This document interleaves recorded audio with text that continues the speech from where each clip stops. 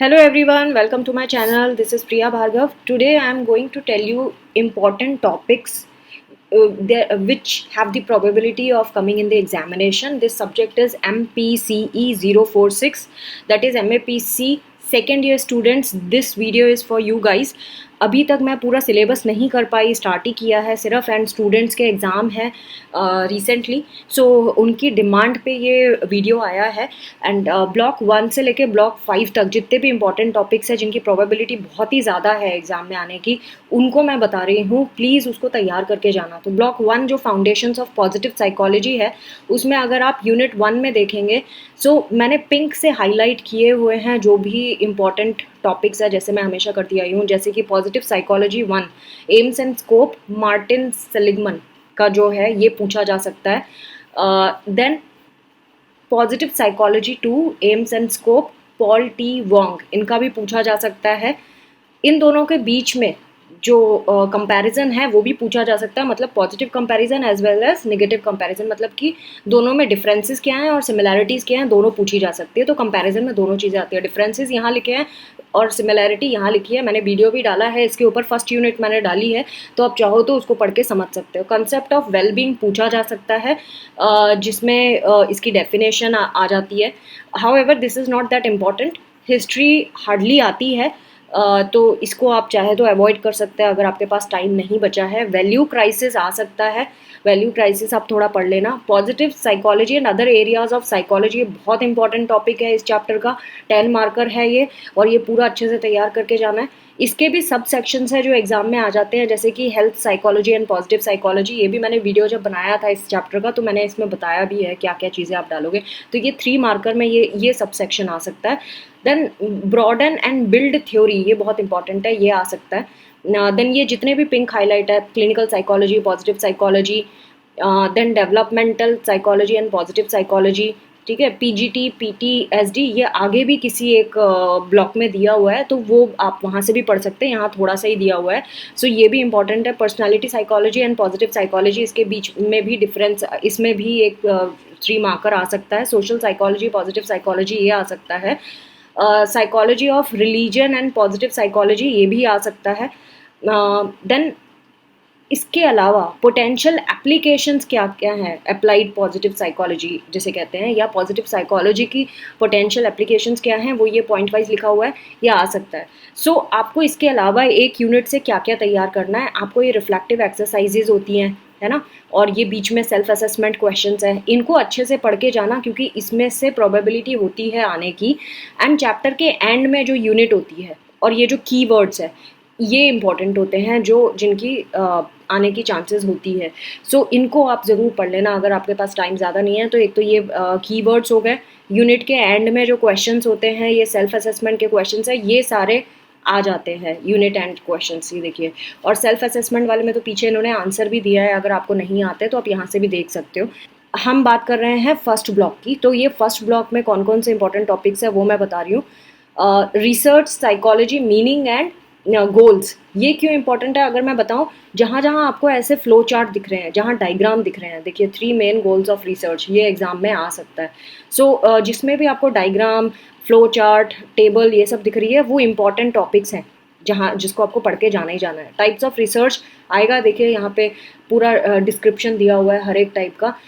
Inquiry mode, based on inquiry mode, ऐसा करके research, types of research पूछ सकते हैं। बेस्ड ऑन ऑब्जेक्टिव मोड, इस तरह से टाइप्स ऑफ रिसर्च पूछ सकते हैं। बेस्ड ऑन एप्लीकेशंस, इस तरह से पूछे जा सकते हैं।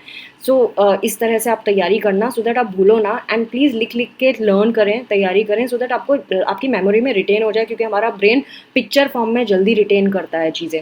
सो इसीलिए जितना आप लिख के लर्न करेंगे उतना आपको ज़्यादा होगा। प्रोसेस ऑफ रिसर्च भी पूछा जा सकता है, ये स्टेप वाइज दिया और हर एक स्टेप को इन्होंने एक्सप्लेन भी किया है, ये आ सकता है। तो जैसा मैंने बताया, जहाँ जहाँ पिंक हाईलाइट है वो टॉपिक्स हैं जिनके आने की प्रोबेबिलिटी बहुत ज़्यादा है। सो आप उनको बहुत अच्छे से तैयार करके जाइएगा। मैंने सारे टॉपिक्स नहीं हाईलाइट किए हैं, अगर सब सोच रहे हो सभी तो किया है, तो ऐसा नहीं है, मैंने कुछ स्किप भी किए हैं जो मुझे लगा इंपॉर्टेंट नहीं है। असेसमेंट इन पॉजिटिव साइकोलॉजी, इसके बारे में पूछा जा सकता है क्योंकि इसमें साइकोलॉजिकल टेस्ट्स के बारे में बताया गया है। Then ethical guidelines in research, ये भी इंपॉर्टेंट है, देखिए यहाँ पे पूरा स्टेप वाइज दिया है। सो जिसमें इस तरह के चार्ट्स वगैरह दिए हैं, वो तो बहुत ही इंपॉर्टेंट टॉपिक माने गए हैं और वो आते भी हैं। सो इनको आपको करना ही करना है। रिस्क बेनिफिट रेशो, ये इस तरह की चीज़ें ये आएंगी।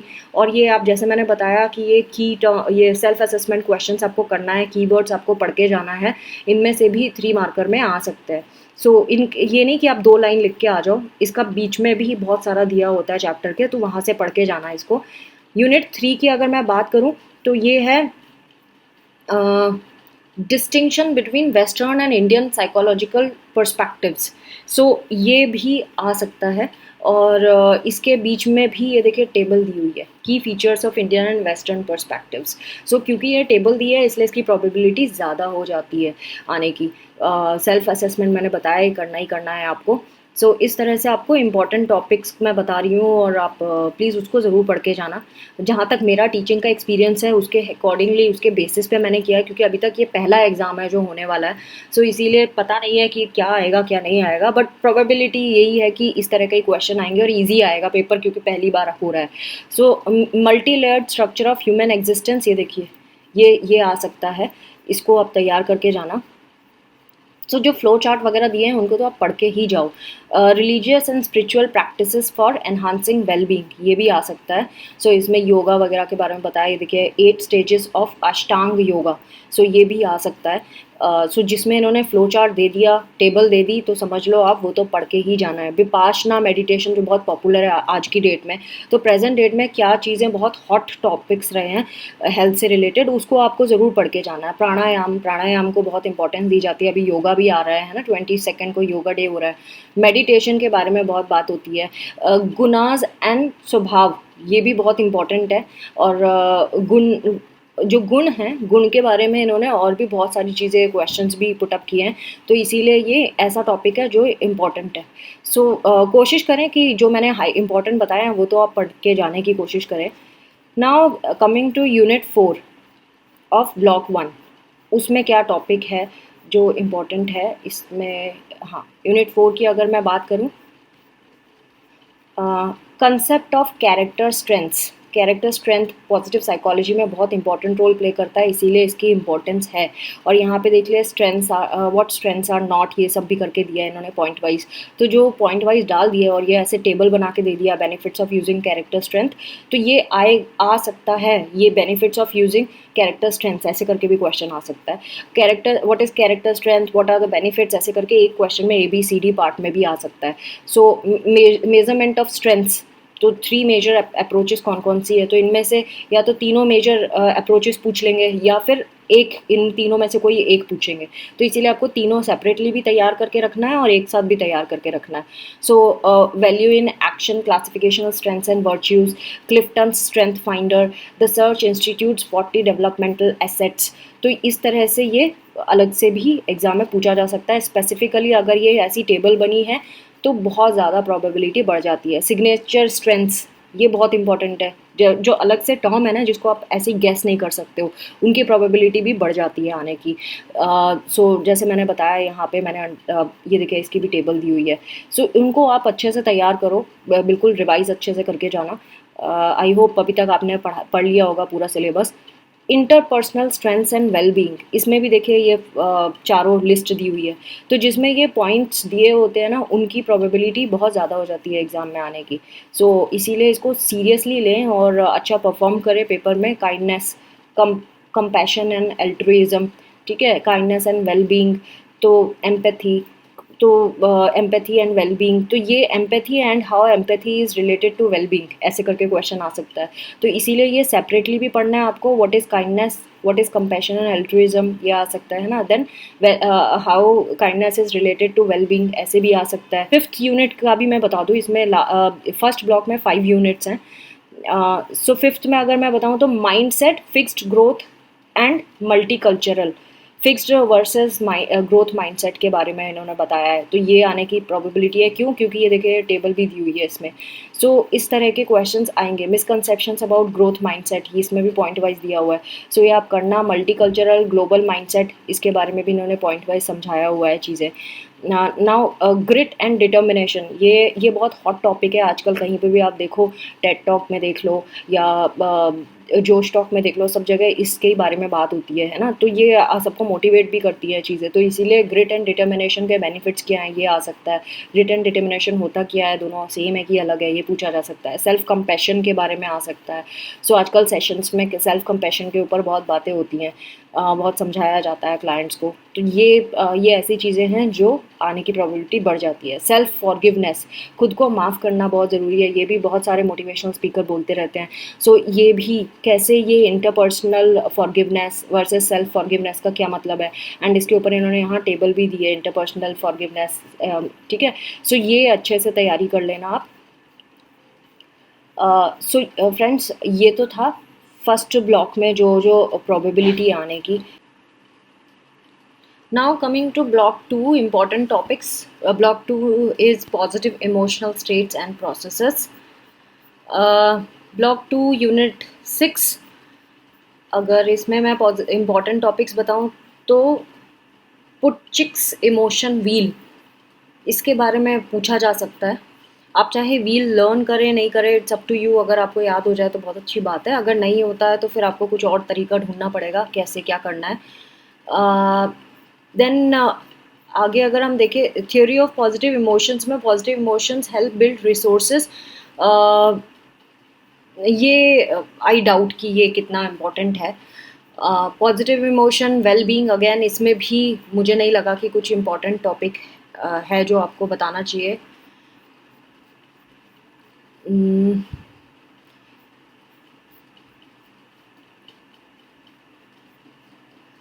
रूलर टेक्निक, ये मुझे इम्पोर्टेंट लगा।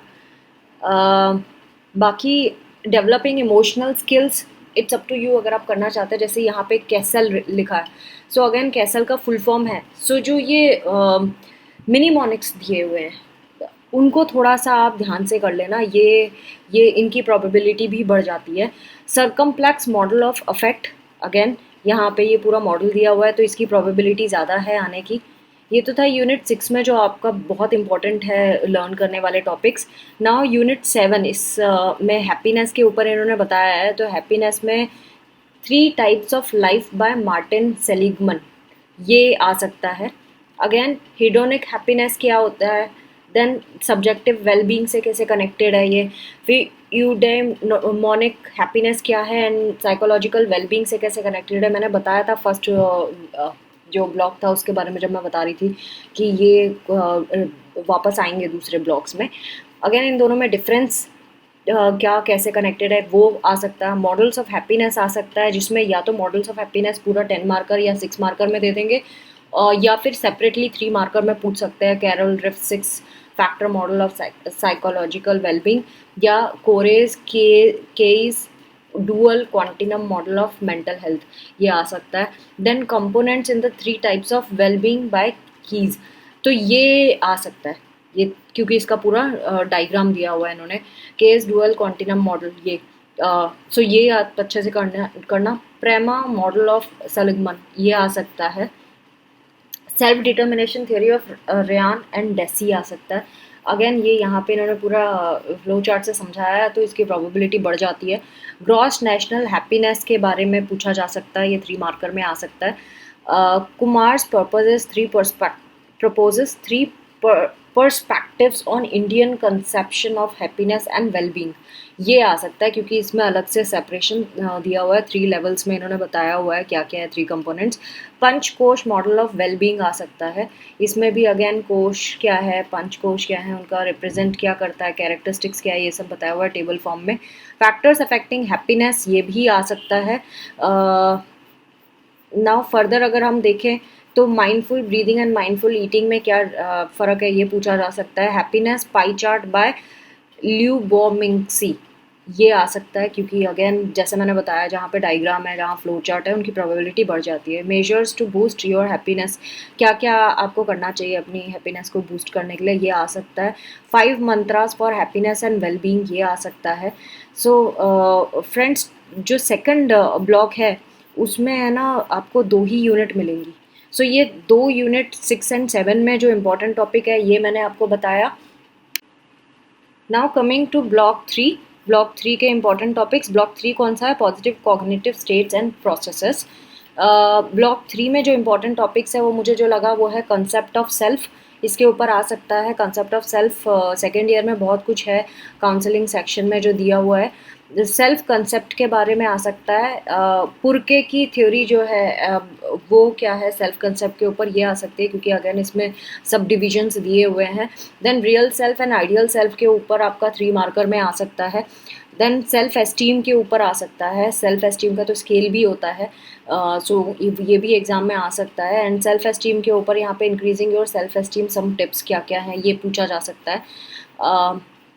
नाउ सेल्फ एफिकेसी में क्या क्या आते हैं, कौन से एस्पेक्ट है या कौन से कंपोनेंट्स है, ये यहाँ पे दिया हुआ है, ये आ सकता है।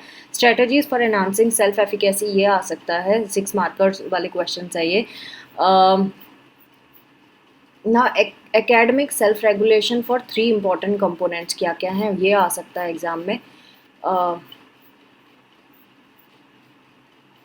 Number of psychological techniques to develop self control ये आ सकता है।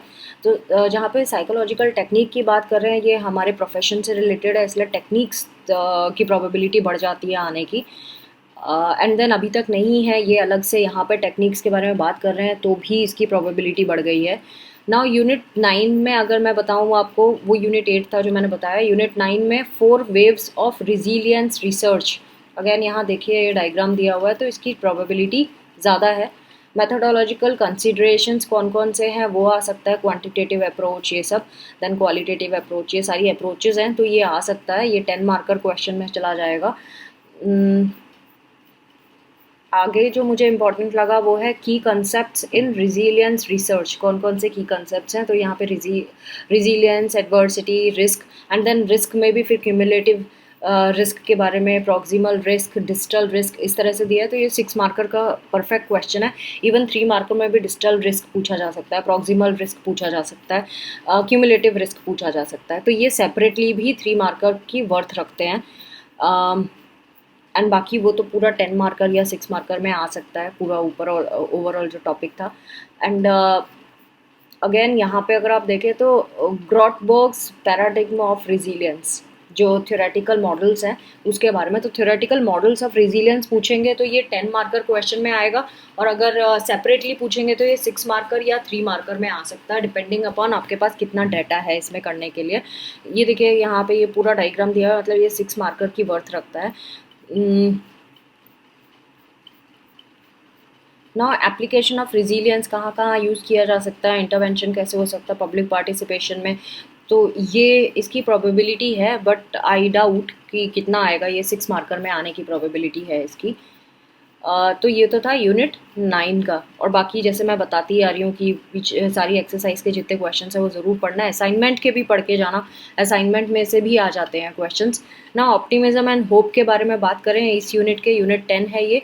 यूनिट 10 में ऑप्टिमिज्म का पूछा जा सकता है, मॉडल्स ऑफ ऑप्टिमिज्म पूछा जा सकता है, डिस्पोजिशनल ऑप्टिमिज्म क्या होता है ये 6 मार्कर में आ सकता है, लाइफ ओरिएंटेशन टेस्ट, ये सारे टेस्ट भी दिए हुए हैं है ना। सो LOT इस तरह से आ सकता है, इसका फुल फॉर्म भी नहीं देंगे, सिर्फ शॉर्ट फॉर्म में पूछ लेंगे। सो लर्नेड ऑप्टिमिज्म आ सकता है, अनरियलिस्टिक ऑप्टिमिज्म तो टाइप्स में आएगा तो 10 मार्कर में आएगा, सेपरेटली आएगा तो 3 मार्कर में आएगा। सो ये सब डिविजन्स इस तरह से आते हैं। बेनिफिट्स ऑफ ऑप्टिमिज्म अगेन ये पॉइंट वाइज दिया है तो मतलब ये 6 मार्कर क्वेश्चन है। रिस्क एसोसिएटेड विद ऑप्टिमिज्म, ये अगेन इसमें अगर आप देखोगे तो 2 पैराग्राफ्स है, मतलब कि ये 6 मार्कर का है क्वेश्चन, और सेपरेटली तो मुझे नहीं लगता कि ये 3 मार्कर में आएगा, लेकिन 6 मार्कर की है। अगेन अगर आप देखें तो cinders model of hope, this is very important, ये 6 मार्कर में आ सकता है, इसकी मुझे प्रोबेबिलिटी बहुत ज़्यादा लग रही है।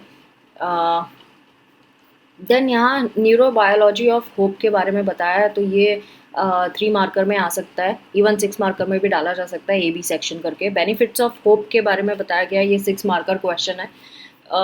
3 मार्कर में ये पूछ सकते हैं हेल्थ एंड वेलनेस के ऊपर, एकेडमिक परफॉर्मेंस के ऊपर, कोपिंग एंड एडजस्टमेंट के ऊपर पूछ सकते हैं, ठीक है। मेजर्स ऑफ होप में इसमें कुछ टेस्ट हैं तो हो सकता है ये 6 मार्कर में B पार्ट के फॉर्म में दे दें वो, या 3 मार्कर में भी दे सकते हैं।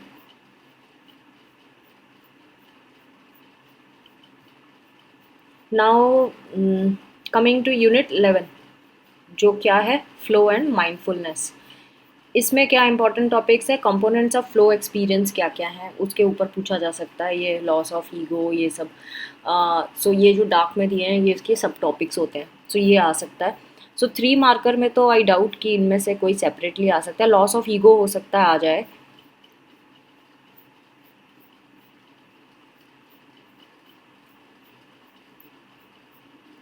सो असेसमेंट ऑफ फ्लो हो सकता है आ जाए आपका। माइंडफुलनेस के ऊपर अगर मैं बात करूँ, माइंडफुलनेस एक हॉट टॉपिक है आजकल। सेशंस में भी हम माइंडफुलनेस के ऊपर बहुत कुछ बोलते हैं, तो ये एक ऐसा टॉपिक है जो जिसके ऊपर लिखने के लिए आ सकता है। 3 मार्कर भी आ सकता है, या फिर ऐसा 6 मार्कर में भी ए बी सेक्शन करके दे सकते हैं, 10 मार्कर में भी दे सकते हैं, डायमेंशंस ऑफ माइंडफुलनेस करके पूछ सकते हैं।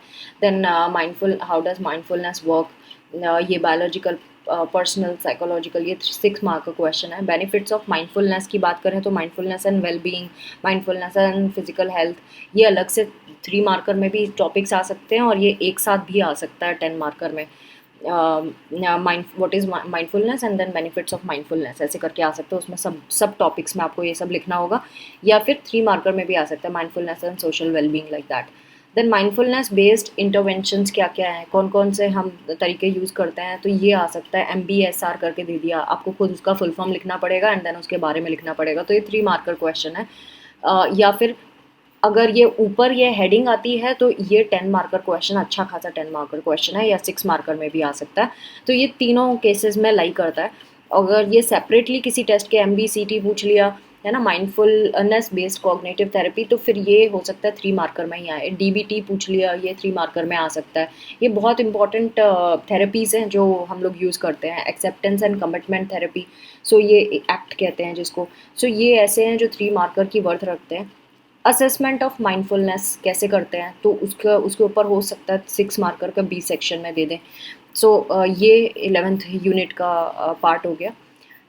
सो फ्रेंड्स, ये तो था ब्लॉक 3 के important topics. Now coming to block 4। Block 4 है applications of positive psychology.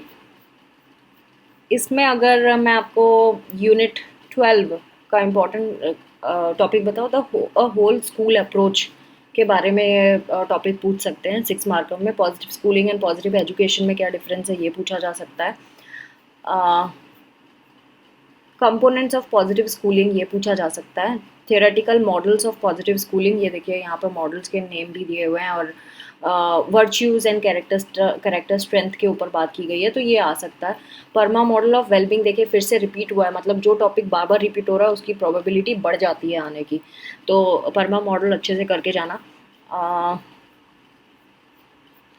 Positive 4 parenting style के बारे में बात की है, ये बहुत डैम इम्पॉर्टेंट है, ये आ सकता है, इसको अच्छे से पढ़ लेना।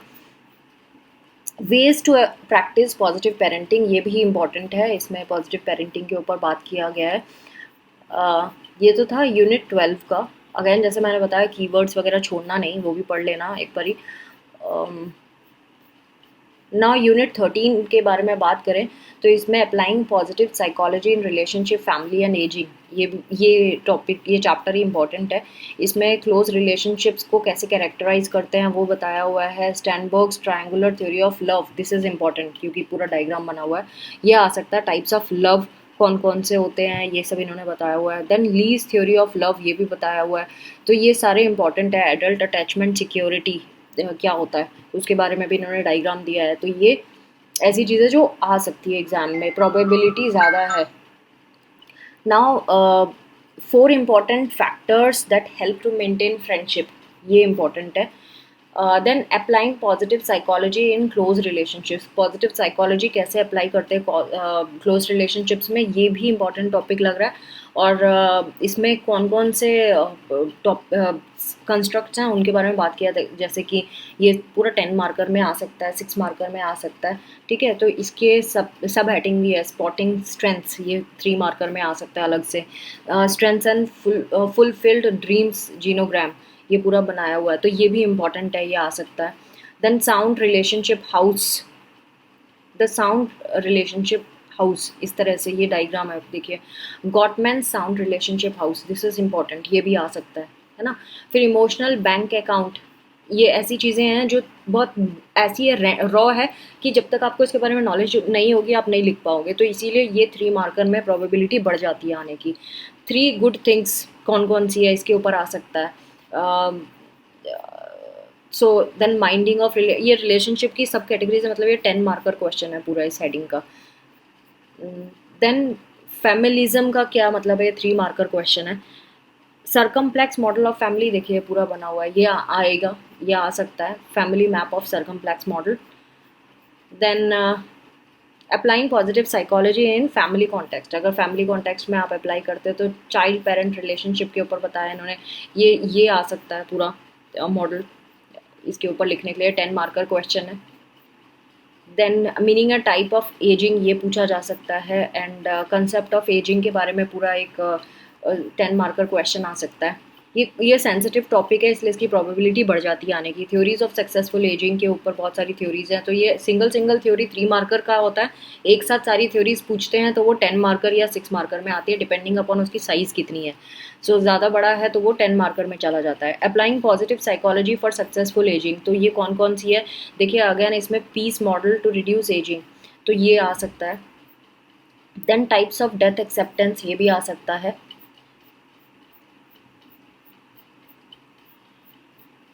सो ये तो है यूनिट 13 का। नाउ कितने सारे ये लिंक्स दिए हुए हैं जहाँ से आप पढ़ सकते हो और एक्स्ट्रा पढ़ना है तो। यूनिट 14 की अगर मैं बात करूँ, सो देखिए ये एस्पेक्ट्स ऑफ गेनफुल एम्प्लॉयमेंट, ये आ सकता है। देन साइकोलॉजिकल कैपिटल का क्या मतलब है, साई कैप, ये बहुत इंपॉर्टेंट है, ठीक है। सो इस ये आ सकता है साई कैप के ऊपर। 4 कंपोनेंट्स ऑफ साई कैप क्या है, एक्रोनिम इसका क्या होगा, हीरो।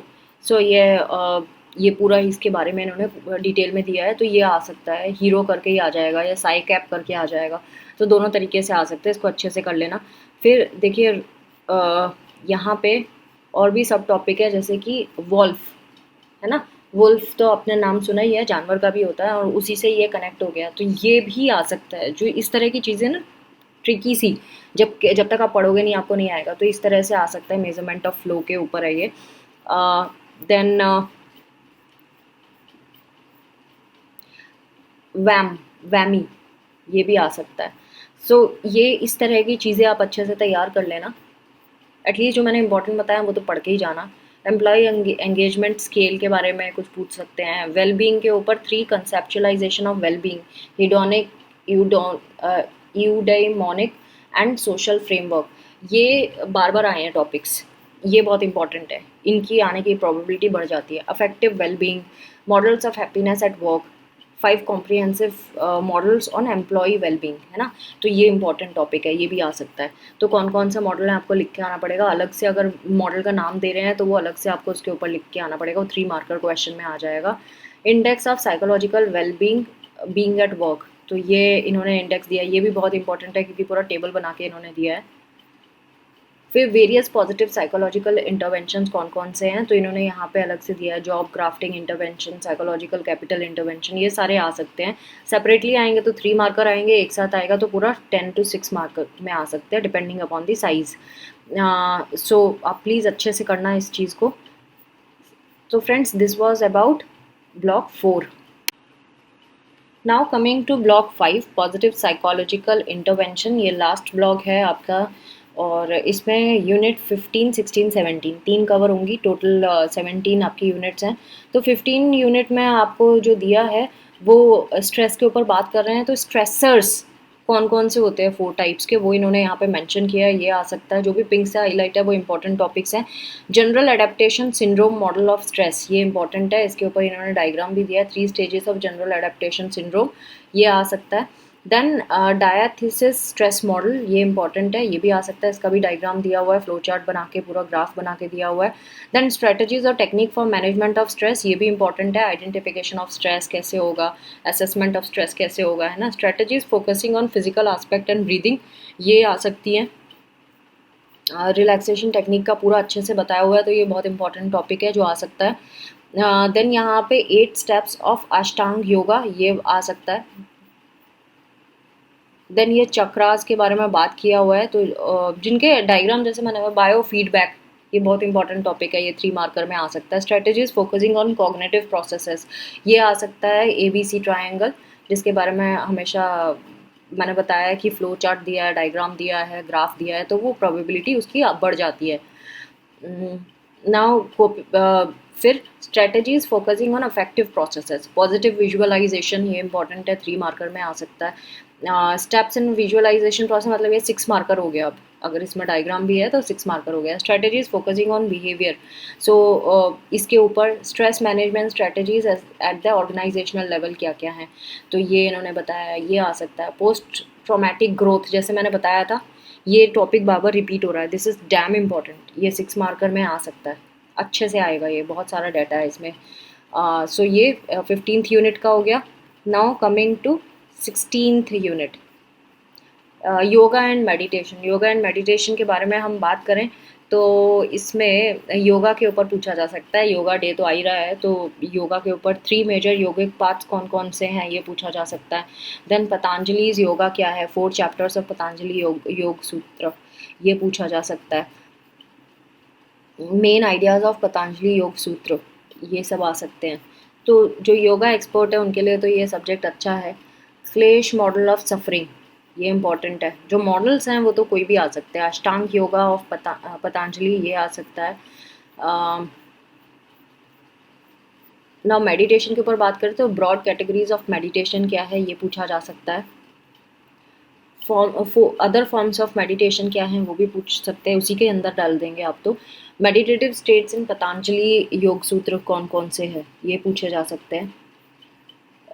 मैंने हो सकता है अगर 6 मार्कर में आए या 10 मार्कर में आए तो इनके benefits of meditation, what is meditation, है ना, और स्टेट्स ऑफ मेडिटेशन, ये सारी चीज़ें एक ही में आ जाती हैं फिर 10 मार्कर में।